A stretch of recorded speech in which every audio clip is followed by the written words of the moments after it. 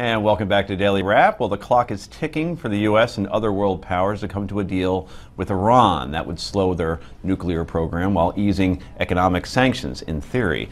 At this point, confidence not high a deal will be reached. Let's bring in former Department of Defense senior analyst J. Matthew McGinnis, now a resident fellow at the American Enterprise Institute. J. Matthew, thanks for joining us. We appreciate it.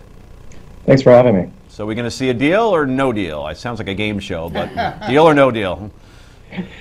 Honestly, I would be very surprised if we get a full deal tomorrow. I think we may have some political announcement about certain parameters that they've agreed upon, maybe in certain areas like centrifuge numbers.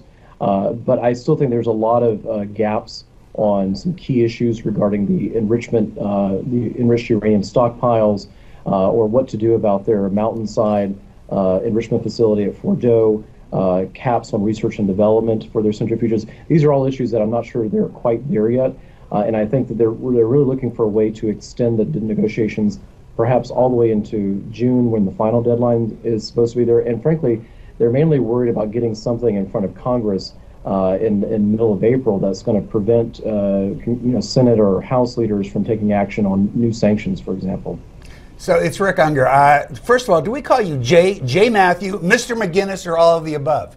I just call me Matt. That's Matt, fine. okay, Matt. So my question to you is this. I happen to agree with you. I don't think we are going to see a deal. The question is does that work to the president's political benefit, or are we in a situation where his opponents are going to take credit no matter how this goes? If there's no deal, they're going to say it was because of them, and it's a great thing. If there is a deal, they're going to criticize the president for making it. Is there any win scenario for Mr. Obama on this? Well, I think the pressure on not being able to come up with a deal, I think, frankly, his opponents or his critics within Congress have had a lot to do with that.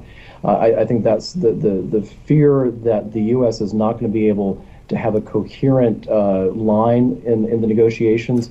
The Supreme Leader has actually been talking about that for months. He didn't need Senator Cotton's letter to remind him about that. But I do think that for President Obama, he's facing a real uphill struggle if he doesn't come up with something presentable in the next week or two. So I think in the end, this is going to be a tough sell for him. At the same time, I'm someone who is very afraid we were heading towards a bad deal here. So if this avoids something like that and it gives us some more time to talk, I'm for that. Matt, it's Heather Hansen. There's an article in the Wall Street Journal this afternoon about if there is no deal, the U.S. sort of seems to think that means that the sanctions pressure will just go away, whereas Israel seems to think that we can continue to pressure them and perhaps come up with a better deal. Where do you fall on that?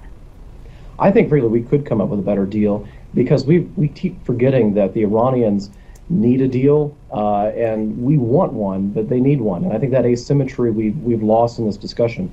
The French have been remembering that and have been pushing the Americans to hold the line better because I think, frankly, the Iranians have such desperate economic concerns right now that they need the money from sanctions. So they're going to, even if they walk away for a while, they're going to need to come back to the table for something, because even just blowing up the negotiations right now doesn't solve the sanctions problem, really. It's going to take a lot of concerted effort by all parties to remove all those sanctions. Matt, I'm in agreement with you. I don't think a deal gets done, and then probably the deadline will be pushed out to the final deadline, which will be at the end of June. So we appreciate you joining us. Thanks so much. Thank you for having me. So, panel, Bill, does a deal get done? Well, how desperate does he need to be to get a deal? I mean, is he willing to back off key items in the negotiation? He being Mr. Obama and everyone in the administration. Is this administration ready to back off key demands because they're so desperate to get a deal? Or will they remember, as Matt points out, they need it, we want it, which is a dynamic that should be remembered in these negotiations. In terms of leverage, that's true. I guess I keep going back to why is there such a need to get a deal done? I can answer. I mean, look, there's a legacy question. I don't really agree, though, that he's got plenty of time left in this administration. Well, but it's this. If this were a good deal, and if it was a deal that could be made, this is obviously good for his legacy. I don't agree he's so desperate to get it done. I think that's more of a spin that we've been getting from his opponents. I do think, however, that what positions us in a better place right now, Iran is taking on a lot of battles around the Middle East now. They are spread pretty thin, and that costs money. They could probably use the reduction of sanctions now more than ever. So we kind of have to wait and see how this ends up. It may get better before it goes away. But Rick, when you say that you don't feel like he's desperate, when you see our administration or the group seeming to make concessions, like now allowing them to keep but we haven't seen that. But that's what we're hearing. That they're okay. So when you hear that, you imagine that is true. That they're now making the concession that you can keep that uranium instead of sending it over to Russia like you were supposed to. I have followed this religiously. I have heard that is a demand that the Iranians have made, but I have not once heard that we've agreed to that demand. Today that's being reported. If that is true, and we don't know what the deal is, but if that's true, you'd agree with that's being another concession. It depends how it's kept there. That's what's interesting about it. If it's kept in a way that they can cheat and use it, then that's a fair point. Then that would be something I'd walk away from. There's so much in detail we don't know, and this has been vexing me through this entire process. It's the same as what we're doing with this tragic airplane story. We keep making guesses about what we think happened, and we're creating the news instead of reporting. And everybody ought to just chill out until we see what this is, and then complain if you don't like it. It's no longer chill out; it's chillax. Chillax, correct? The problem with chillaxing is then a deal gets made around us. Well, Congress never has the chance. No, Congress is going to have their chance. I hope so. And I think they should. Right, good. Yeah. Bill? I'm chillaxing over here. Okay. Listening to the conversation.